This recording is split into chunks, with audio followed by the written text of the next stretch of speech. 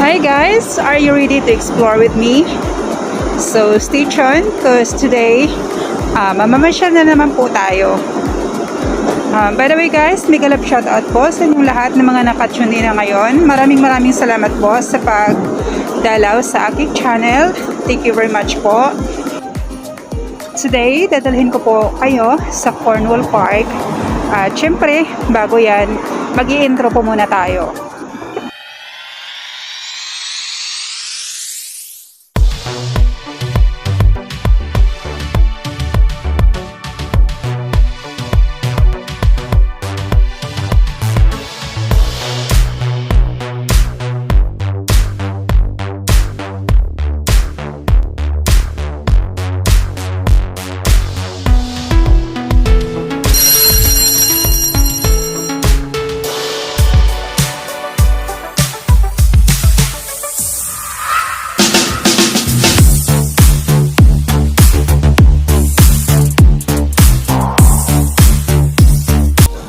Hello everyone!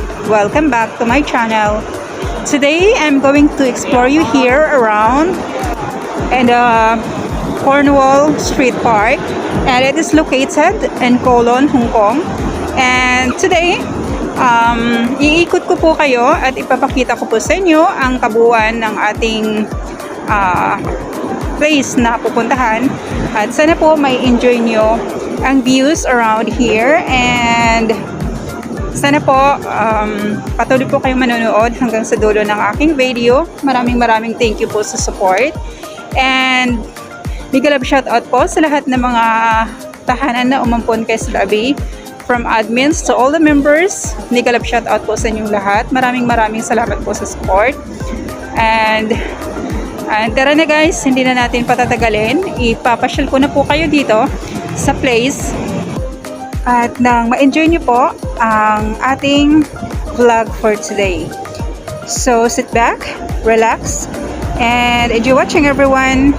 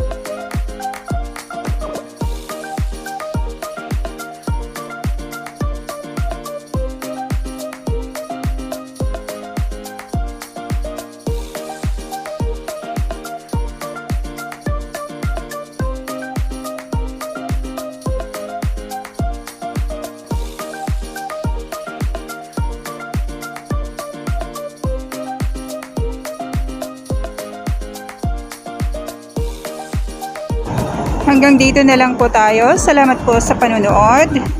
That's all for today, guys. Thanks for watching, and please don't forget to like and subscribe if you're new to my channel. Thank you very much po. Please stay connected to be updated with my next videos. Once again, this is Solabi, always reminding you to stay healthy and be safe always po. See you in my next videos. Paalam!